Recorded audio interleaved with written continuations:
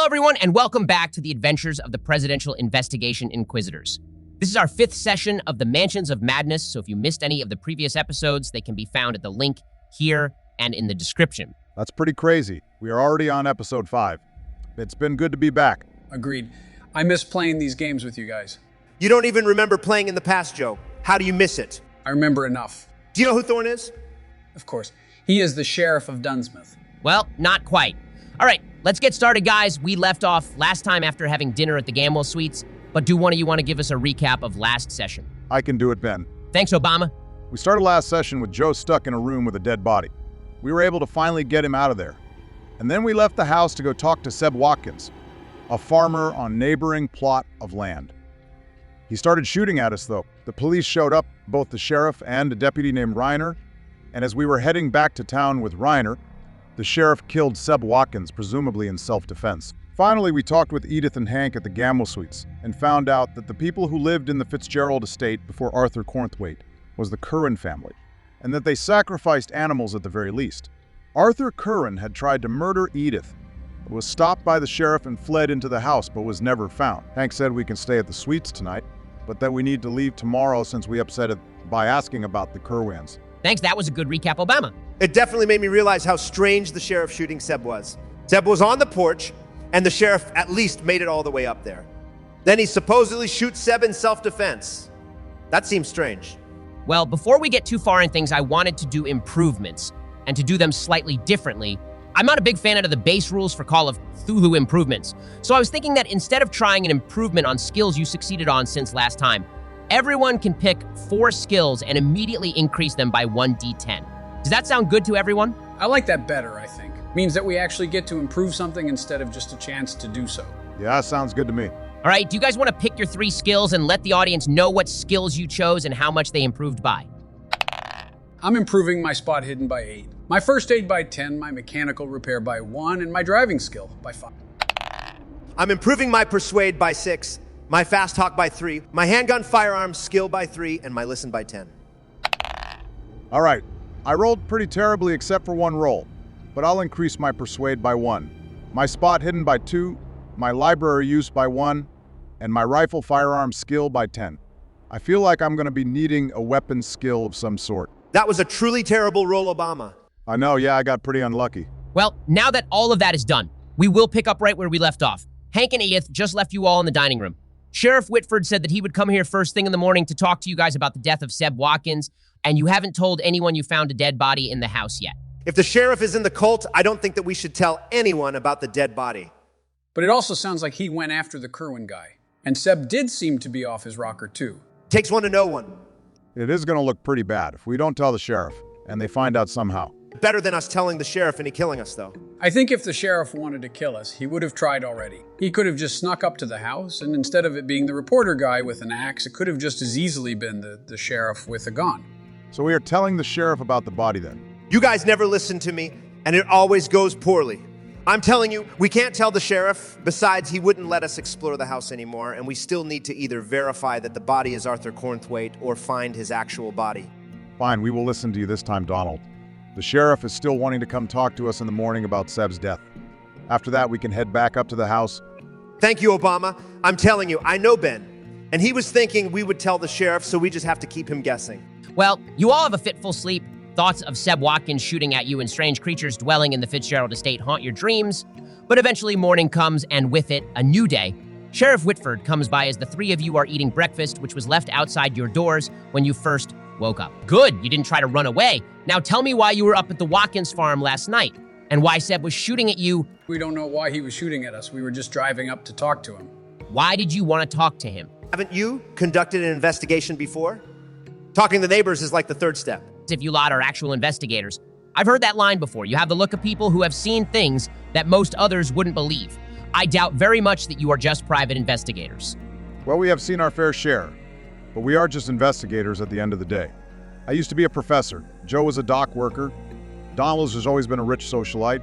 We joined up after we got caught up in some mysterious circumstances on the East Coast in a small town called Dunsmouth. Never heard of it. Anyway, say I believe you. What exactly do you want to talk to Seb about? Supposedly, he lost some animals, and he bought a lot of salt from the grocery store. So, he is a farmer, There's a lot of reasons he could have bought salt. But right before Arthur went missing, he bought a ton of salt too and asked the Dodge brothers to place an order for a literal ton of salt. Sheriff Whitford strokes his chin, then shrugs. Maybe it is a little weird, but I still don't think that Arthur went missing. He probably just hitched a ride with a friend or something. Seb did seem a bit crazy, but he has been under a lot of stress for the past year or so. Wouldn't surprise me if he just snapped. Do you know anything about his missing animals? Joe Verolli came up to the estate looking for Seb's animals. I don't know anything specific, but animals do just go missing sometimes. What can you tell us about the Kerwins? They lived in that estate before Arthur did, right? A scowl crosses his face. The Kerwins are gone. End of story. We heard that you let Arthur Kerwin get away. Sheriff Whitford shoves you against the wall. Shut your mouth about things you know nothing about. I didn't let him get away. He vanished into thin air. He ran up those stairs. I heard a door slam, and he was never seen again. Arthur Kerwin was a witch and devil worshiper, and I won't have his name brought up to the people of Gamwell under my watch. That chapter of our history is closed. Period. How long ago was that? 35 years ago this month. All right, I want you lot to be headed out after today, gone by tomorrow afternoon. You hear me? Strangers don't bring nothing but trouble our way, and I won't be having any of it. And if you find anything strange in that house, you bring it straight to me. I'll take care of it. All right, sure thing. Sheriff leaves, slamming the door on his way out. Well, guess we have to find something today. We can stay as long as we want. We don't have to listen to that guy. Let's get headed up to the estate then. We don't want to waste any time. And we are heading straight for the cellar when we get there. The drive up to the Fitzgerald Estate goes rather smoothly, and within no time at all, you are pulling into the driveway. It seems like the garden has grown even more unruly since you last saw it. The path through the garden almost entirely overgrown and creeping vines climbing the sides of the building. Something is making the plants go crazy, that's for sure. All right, well, where did you see that cellar, Joe? Just off to the side of the house here. I'll lead them to where I saw it, Ben. As you move along the path, you see that the tree that had fallen over is now mostly decayed, the number of mushrooms on it having tripled overnight. The cellar door is still visible and accessible, though the undergrowth is more difficult to get through than yesterday. That seems strange. Yeah, something unnatural is working here. I didn't know that ghosts had a green thumb, though. I don't think they do. Maybe it's not a ghost we are dealing with. And what, the raccoon just killed itself and the slime just randomly appears? Ben, I want to open the cellar doors. There is a padlock on it currently. How do you want to get past it? Any of us have locksmithing? I don't. Who needs locksmithing when you have a gun? Ben, I want to take a step back and shoot the padlock. Roll your firearms skill. That's a 48, definitely a success. Damn, you have a good stat in that. I have a 67. Like I keep saying, I truly am the greatest. You blast away the padlock and are able to open the door. As you do so, you find a huge pile of salt at the bottom of the cellar, lining the stairway down completely. I thought he never placed the order? No, the Dodge brothers didn't place his second order of 600 pounds of salt. They did give him 200 pounds before, though. I'm guessing this is most of it. Are you guys heading down into it? Yeah, of course we are. I'm keeping my gun out. Walking into the cellar, it is extremely humid and damp. This side of the cellar looks to have been used for cold storage in the past, and the entire area is no more than maybe 6 feet deep and 10 feet wide. A brick wall blocks your path through to the rest of the cellar. Makes sense that this doesn't lead into his house, I guess. How humid is it in here compared to the house, Ben? It's much more humid. It feels like you are walking into a swamp in Florida. Interesting. Why would the basement be that humid? I guess if there was a pipe that burst and the water just stagnated, maybe? Yeah, something is up, but it looks like we need to get into the part that is under the house to be sure. You haven't found the door down there yet, right, Joe? No, I don't think so. There was the one door that I couldn't get to open, but then there are several other doors here as well. I'm not sure which one leads to where we want to go. Ben, I want to go try the door that wouldn't open. It is in the kitchen, right? That's right. Joe and Obama, what do the two of you want to do? I'll go through one of the other doors on the ground floor. How many more rooms are there, Ben? I believe there are still 6 doors you haven't gone through, 7 including the one that Donald's going to try to open in the kitchen, and then there are 2 more on the second floor. I think we might still be missing something. I'll go explore the second floor again, taking one of the last 2 rooms. All right, let's go to Joe first. Joe, did you want to take a room by the dining hall and parlor or on the other side? I guess I'll go on the other side. You enter and through a door to the left as you walk in the front door and find yourself in a library. It is not nearly as humid in here as several other rooms in the house, and you do notice 2 lines of the white crystals on the door. You also notice that this room has 2 other doors, presumably leading back into the entry hall, and meaning that there are actually only 3 doors left on this floor to go through. A library feels more like somewhere Barack would want to explore. Do I see anything off the cuff, Ben? There are large sections of the bookshelves that are empty, but nothing that catches your eye immediately. Maybe there is a secret room like the other campaign. You should roll Spot Hidden Joe. All right, I'll do that, I guess. Damn, no luck this time, guys. That was a 78. You could just get good Joe. That would solve almost all of your problems. Let's see how you do with your door. I already succeeded on a strength check and didn't make it through that. Next, let's do Obama. Ascending the stairs, you find that of the 2 doors on your left and the 2 doors left on this floor, the first one you try is locked. All right, what about the other one? The other door leads into a den. 2 more plush armchairs are next to a fireplace, and a double-barreled shotgun hangs over it. A few large stuffed animal heads hang on the wall. Can I grab the shotgun and examine it? Does it look like it is in good shape? It looks like slight bits of rust have started to set in on some of the pieces, but overall, it looks like it is in good shape. There is also a small container of cartridges on the mantella as well. All right, guys, we must be about to do a fight of some sort. Ben is giving us weapons again. I think you might be right, Donald. Can I roll spot hidden in here to see if there is anything else of note? Sure thing. All right, that one was a success at 25. As you grab the shotgun cartridges, you notice a small crumpled up piece of paper jammed into the side of the fireplace. Pulling it out, you find the following note. Here, you can read it. The Missing People. The Tribe That the Jungle Swallowed, by Dr. Olivia Blackwood. This book concerns a tribe in ancient times whose existence is testified to by various ruins, but of whose demise nothing is known. The book is based on legends of the tribe and archaeological discoveries. Blackwood makes note of the tribe's religious fervor and conjectures that they may have been wiped out in a civil holy war. She mentions in particular a great dome depicted in carvings and art. She believes that this was an actual structure, that it probably still stands, and that it may well house the last secrets of the missing people. What does that mean?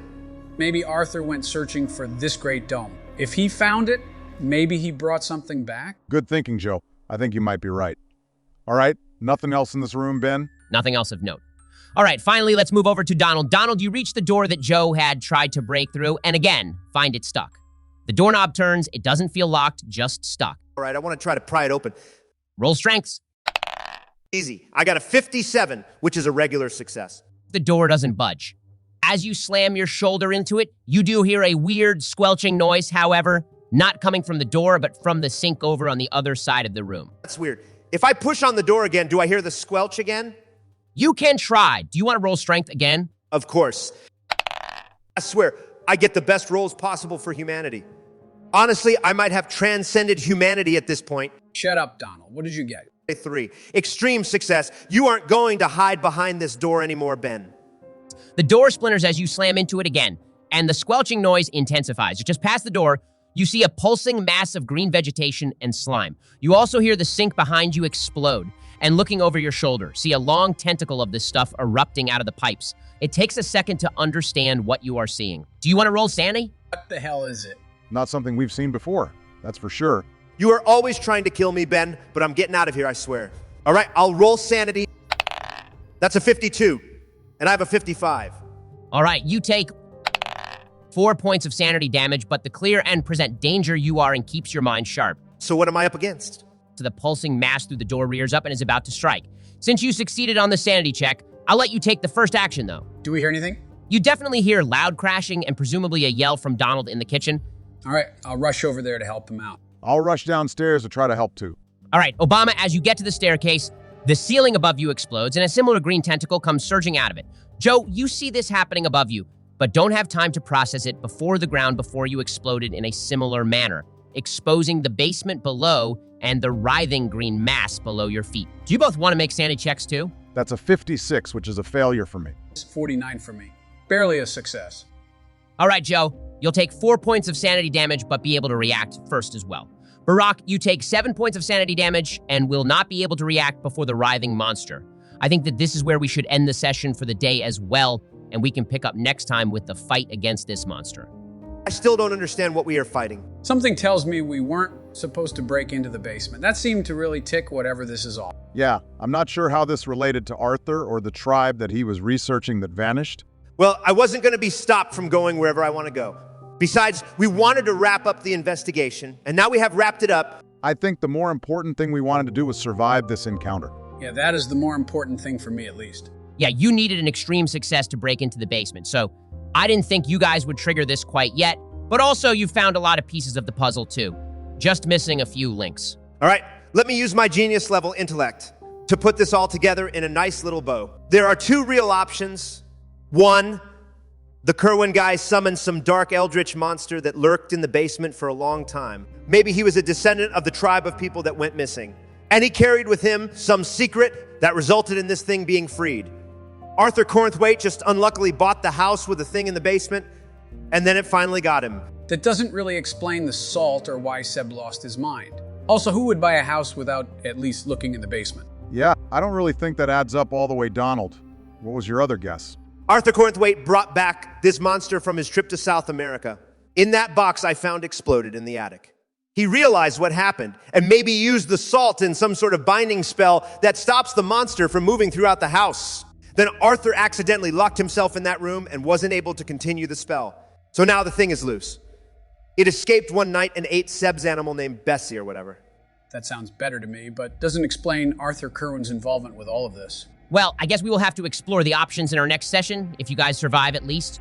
To all of our viewers, if you liked the episode, make sure to subscribe, and hit that bell icon so that, when the finale releases. And also join the Discord if you have ideas for what we should play next, and there is also a donate link in the description if you want to help support the channel. Thanks for joining, everyone. We will see you all next time.